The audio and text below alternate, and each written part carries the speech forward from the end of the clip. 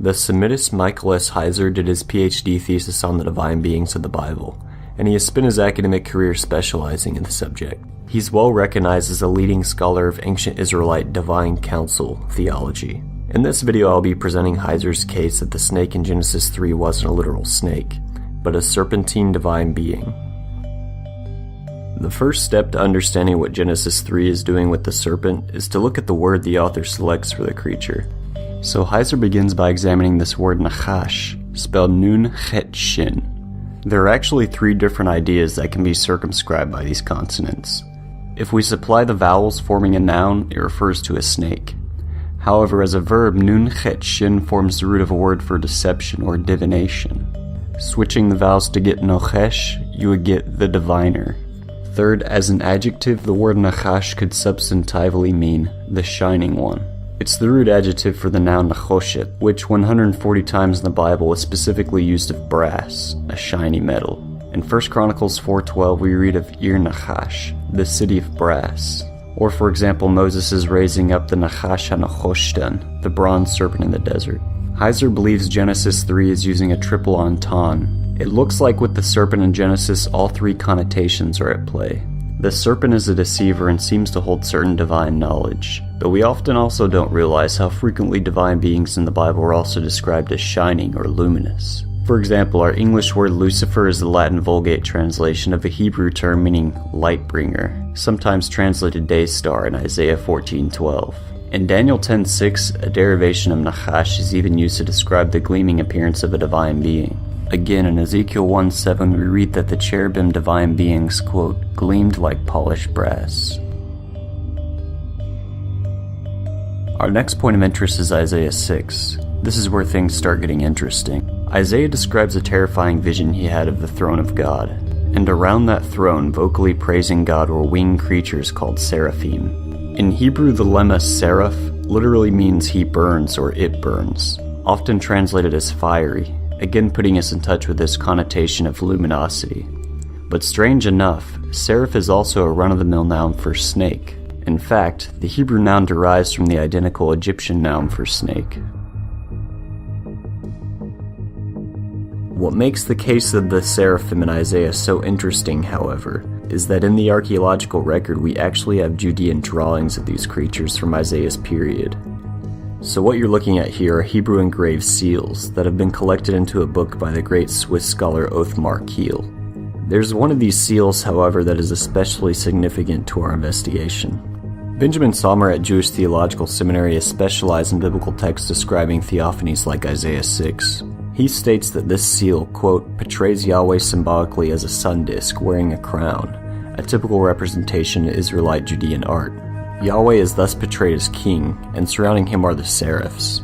Quote, the text on this seal states that it belongs to a courtier of King Ahaz named Ashna. In light of the similarity between the seal and Isaiah 6, it is worth noting that Jerusalem in the 8th century was a very small town, that both Isaiah and Ashna lived during the reign of King Ahaz, and that Isaiah enjoyed very close connections to the royal court in which Ashna served. See Isaiah 7-9. Consequently, it is inconceivable that Isaiah and Ashna did not know each other. So due to the linguistic evidence, the function of the seraphim, and the fact that we have in the archaeology a depiction of these creatures belonging to one of Isaiah's co-workers, scholars have established that the divine beings praising God upon his throne in Isaiah were probably serpentine. Snakes were often positively associated in ancient desert culture with divinity and wisdom for many reasons. Specifically, their ability to shed their skin was taken in the biblical world as a symbol of rejuvenation, and consequently of immortality. Still, by the time that the ancient Jewish book of Enoch was written, which is quoted occasionally in the New Testament, we read of, quote, Gabriel, one of the holy angels who is in charge of paradise, the serpents, and the cherubim. Later, Enoch 61:10 and 71:7 says that the seraphim and cherubim surround God's throne, suggesting that he's using the word serpents and seraphim interchangeably between these two passages. Heiser also points us to an ancient Aramaic scroll discovered among the Dead Sea Scriptures, the Visions of Amram. From these fragmented pieces, we read of an ancient vision attributed to the father of Moses. In his sleep, he saw entities called Watchers, contesting over his soul.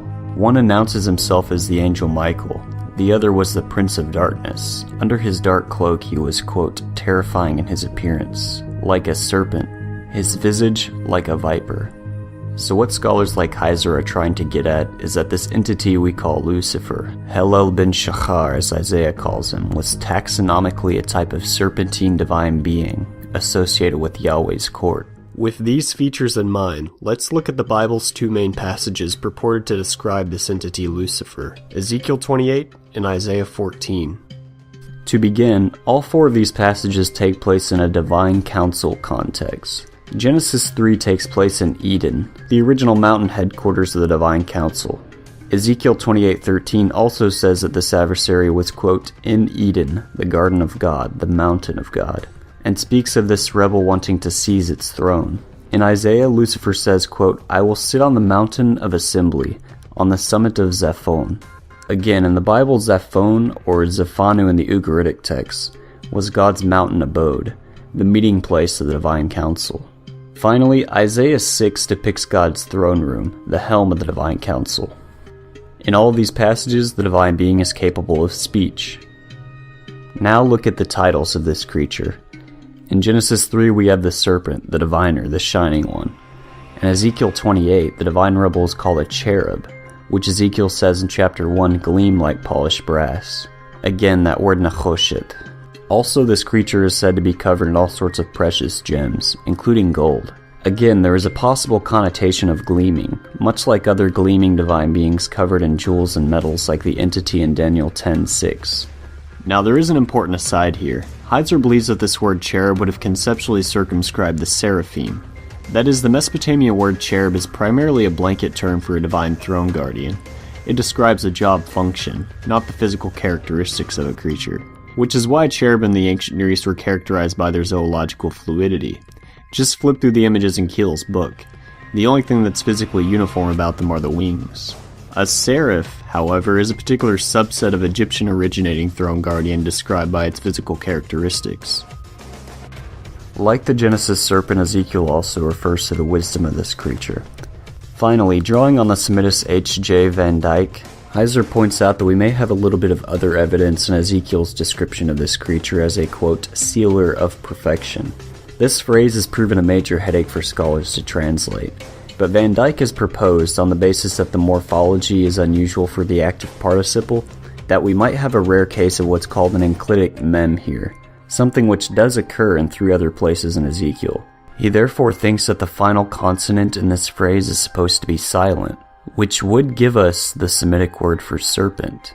You are a serpent of perfection. This is speculative, but it's an interesting possibility. Moving on to Isaiah 14, we see that this divine being is called the Shining One.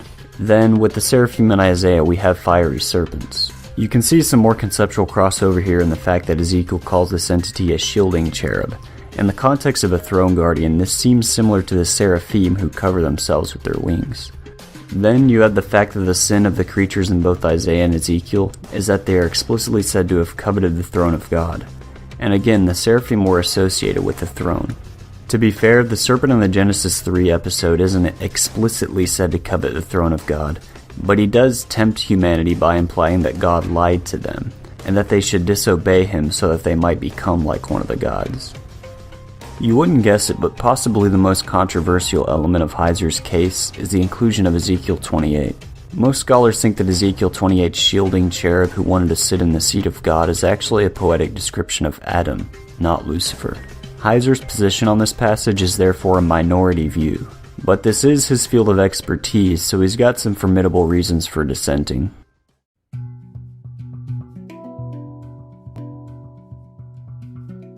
Without getting into the deeper grammatical issues with this passage, what are some general reasons for thinking that Ezekiel is describing Lucifer and not Adam?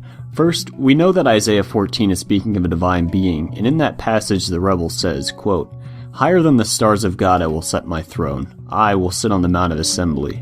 Though we could say Adam was metaphorically vying for God's throne when he ate of the tree, no text explicitly describes his sin in this way. In Ezekiel 28, however, we read of the prince who's being analogized to this rebel saying to himself that he, quote, sits enthroned like God, or a god.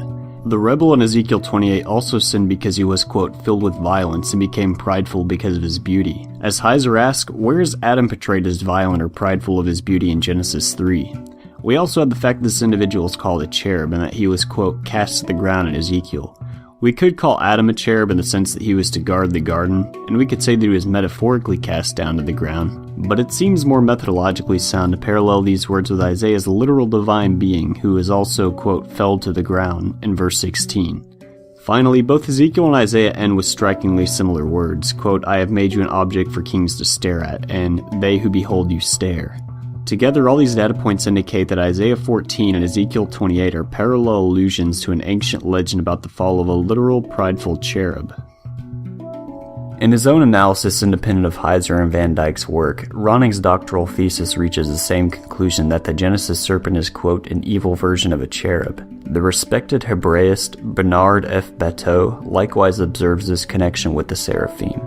I believe we can now unveil why the villain in Eden was a snake. Genesis 3:15 states, I will put enmity between you and the woman, and between your seed and her seed. He will bruise your head, and you shall bruise his heel. Most Christians have no problem taking these lines as metaphorical, as referring to more than just merely women disliking snakes. The trouble for us comes with the serpent's curse that immediately precedes these lines. Cursed are you more than all beasts, and more than all living in the field. Upon your belly you shall go, and you will eat dust all the days of your life. Surely the words before this had some symbolic meaning, but how could these lines refer to anything but literal snakes? But wait a moment. In the ancient Near East, the concept of being brought down to earth and dwelling in the dust may indicate more profound connections. In Canaanite dialects and in the Bible, this term earth, aretz, can refer to the underworld. If you read Gilgamesh in high school, you might remember that its underworld was called the House of Dust, where, quote, dust is their food and clay their meat. The Bible also shares this connection of Sheol with being brought down into the dust. This brings us to the final piece of the puzzle, the final parallel that Heiser wants to convince us of. Genesis 3, you will crawl on your belly and you will eat dust all the days of your life. Ezekiel 28, I will cast you from the mountain of God. And Ezekiel point blank calls this mountain Eden. I threw you to the ground. I made you a spectacle before kings. It's also said in verse 8 to the king of Tyre being compared to the Edenic cherub that he will be brought down to Sheol. So here being cast to the ground is used as a synonymous concept of being brought down to Sheol. In Isaiah 14, how you have fallen from heaven, Lucifer, son of the dawn. You have been cut down to the ground. You said in your heart, I will ascend to heaven over the stars of God. I will ascend above the height of the clouds. I will be as the Most High. But you will be brought down to Sheol, to the depths of the pit. Again, notice how the phrase being cut down to the ground is being used in parallel to being, quote, brought down to Sheol. If Lucifer was supposedly just piloting a literal snake, why would God curse literal snakes to crawl on their belly instead of Lucifer, who actually committed the crime? But suppose God is actually cursing Lucifer in this passage, and not just literal snakes. To crawl on his belly and eat dust? Why is he walking around on his feet in the desert with Jesus in the New Testament? A figurative interpretation is the only one that seems to make any sense. When we unite all the pieces, the conclusion seems to emerge that Lucifer was a beautiful and luminous cherub. The serpentine body he was created with was a stock ancient Near Eastern symbol of his often mentioned wisdom, and especially of his original divinity. He was originally a privileged member of God's mountain. This explains why Eve could just strike up a conversation with him as if nothing's out of the ordinary. She had seen these anthropoid, intelligent serpentine beings coming and going on a daily basis. But this exalted being was punished for his rebellion. He can still bite, but his fate is sealed. One day a child of Eve would crush his head.